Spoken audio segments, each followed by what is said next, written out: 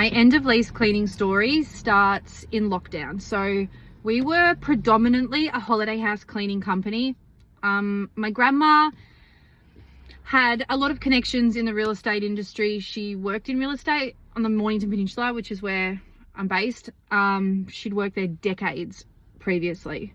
And she got me a contact who got me a contract with one of the really big agencies, and we were the number one cleaner that they recommended.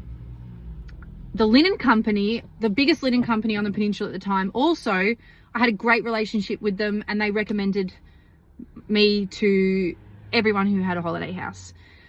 I don't think there was another cleaning company that had the capacity that we had, which the capacity to service the high frequency and the last minute bookings, and to have the integrity to go back if something was wrong. I don't think there was another company on the peninsula at the time that was doing that, not the size of what ours is. And so for a long time I loved them. You could not get me to work like that over summer now, but for a couple of years I loved it. 3 years we did it for, and then lockdown happened and it shut down, and I was given grants from the Victorian government because we were in lockdown for so long that I had to spend on the business. I chose to spend those on a carpet cleaning machine, knowing that this money was going into the business and it was going to come back to me over the years tenfold, 20-fold. And at the same time I did a new website. I engaged the services of a marketing agency, and I started doing SEO. At the same time, my social media was snowballing, and it's still the case today that most of our regular clients come from social media, but over 90% of our end of lease cleans come from Google. So I made sure that when people Google for an end of lease cleaner in Melbourne, the Big Clean Co is what comes up. I paid for SEO services for 2 years. I've actually just ended the contract, and we'll be doing it ourselves internally from next month, but that's because we've grown to the point that we can. We have the office, we have the admin staff, I have the knowledge, and so we'll be doing it ourselves. But it was so worth it for 2 years to pay. It starts at like $400 plus GST, and it just goes up from there depending on how many suburbs you want to rank highly in.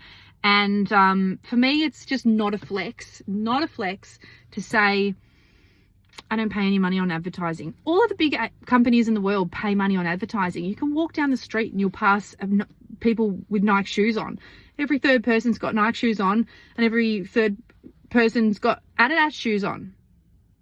And yet both of those companies, they pay for marketing. If you have goals in your business and you want to grow, you need to pay for marketing. It's just it was a no-brainer for me. So I was never scared of paying for marketing. Like I said, I still pay for SEO now. We'll only just be doing that internally from next month, but I still will be paying a staff member to do it.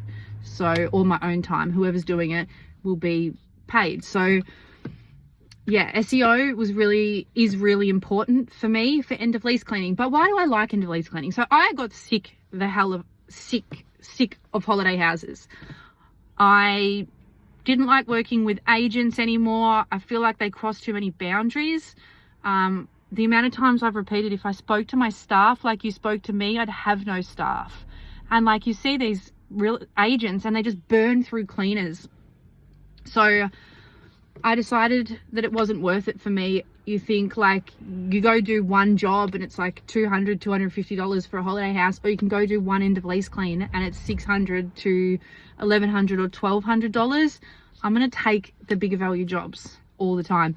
I love our regular clients still. They provide such a consistency to our diary, and that helps with rostering staff on and giving them regular hours and days. But the end of lease cleans are where the money's at for us, and so I like those ones. They're the ones we never say no to. So if someone called up now and it's 5 o'clock at night and said, I want an end of lease clean done tomorrow, we would say, hell yeah, we'll be there. But if someone called up now and said, I need 3 hours of cleaning done, we actually wouldn't do that. So end of lease cleans for us are our big ticket jobs that we do not say no to, and we love them, and I've paid for that marketing. I would say I'm the most followed cleaning business in Australia, and yet I still pay to get those end of lease cleans. So that says something for you. Yeah, end of lease cleans are good. holiday houses, not so good. We still do a couple of holiday houses for some of the owners that are just pretty chill. But not, you know, a lot of holiday house owners aren't pretty chill. Yeah. Holiday houses, no. I see a business actually at the laundromat near my house, often because I'm in there, and I see them doing all the holiday house linen. I just think, God, I don't miss those nights washing 6 houses worth of linen to get done and back to houses the following day, or the, you know, a few days later. No, thank you. No, I'll take the end of lease cleans any day.